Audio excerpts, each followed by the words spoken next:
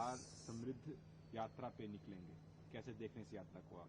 नहीं, देखिए, आदरणीय मुख्यमंत्री श्री नीतीश कुमार जी तो कई बार यात्रा पर निकले हैं। उनको आकलन भी करना चाहिए कि यात्रा पर जब वो निकलते हैं इसके बाद इसका क्या लाभ होता है, क्या फायदा जनता को होता है। ऐसा ना हो कि अधिकारी जो है आदरणीय मुख्यमंत्री जी की यात्रा में रेड कारपेट तो बिछा देते हैं, सड़कों के गड्ढे भर देते हैं, तो उसमें काम हो जाता है, लेकिन मुख्यमंत्री जी का यात्रा समाप्त होता है और सब फिर उड़ जाता है। कभी टंकी उड़ जाता है, कभी पानी का पाइप नल खुल जाता है, कभी सड़क में गड्ढे नजर आते हैं। तो ये सब समृद्धि यात्रा निकालने के पहले जो जनता के सामने विपत्ति है, जनता जिस विपत्तियों का सामना कर रही है उसका निराकरण कर लेते तो ज्यादा अच्छा होता, क्योंकि जो यात्रा में खर्च होता है वो खर्च जनता पर बोझ बनता है। जनता की गाढ़ी कमाई से यात्रा पर तो निकल जाते हैं, लेकिन उसका लाभ फायदा जनता को मिल रहा है कि नहीं, ये जरूर आकलन आदरणीय नीतीश कुमार जी को करना चाहिए। तेजस्वी यादव महीनों बाद बिहार लौटे, कल पटना पे पत्रकारों से बात करते हुए कहा कि चुनाव में क्या हुआ आप लोगों ने देखा, लोग हारे, तंत्र जीता, मैं 100 दिन पूरा होगा तभी मैं सरकार पे कुछ बोलूंगा। नहीं, ठीक ही नेता विरोधी दल श्री तेजस्वी यादव जी ने ठीक ही ने कहा कि जनतंत्र में जब जन की हार हो जाए, तंत्र की जीत होने लगे, छल कपट की जीत होने लगे, सरकार बनने लगे, तो फिर लोकतंत्र लकवाग्रस्त हो जाता है। तो लोकतंत्र को बचाने के लिए, लोकतंत्र की मजबूती के लिए कई कुर्बानियां देश में दी गई है। अभी भी लड़ाई चल रही है। जो लोग लोकतंत्र को खत्म करना चाह रहे हैं, तंत्र के माध्यम से अपनी जीत सुनिश्चित कर रहे हैं, छल कपट से जीत सुनिश्चित कर रहे हैं, ज्यादा दिनों तक नहीं चलने वाला है।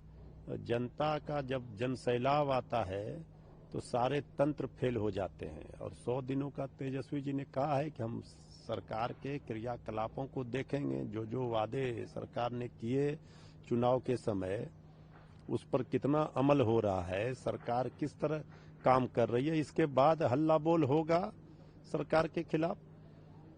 एक रैली को संबोधित करते हुए राज ठाकरे ने एक बार फिर से बिहार और यूपी के लोगों को अपमान किया है, खासकर हिंदी भाषण को।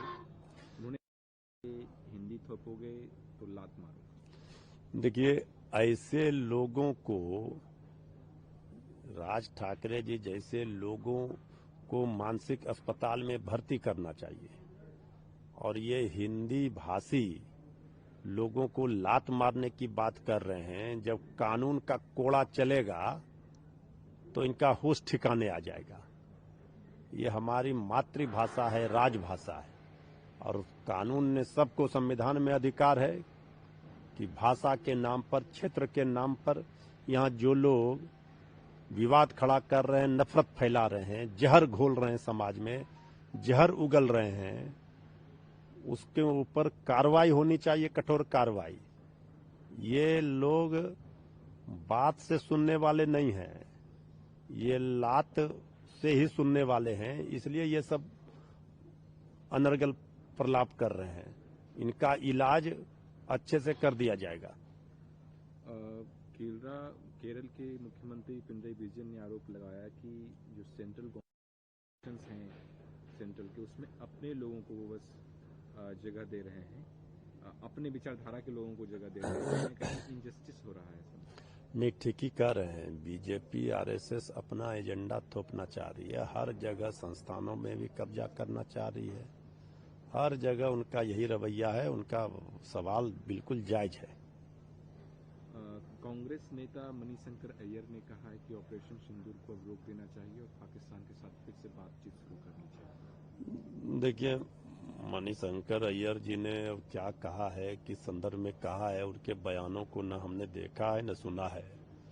अब इस पर अभी क्या प्रतिक्रिया दी जाएगी। ये सब लोगों को पता है कि ये सब ऐसे मामले हैं जिस पर बहुत गंभीरता से संवेदनशील होकर के ही कोई बयान देने चाहिए। देश में जो सरकारें हैं वो तय करती हैं कि क्या परिस्थितियां, क्या हालात हैं।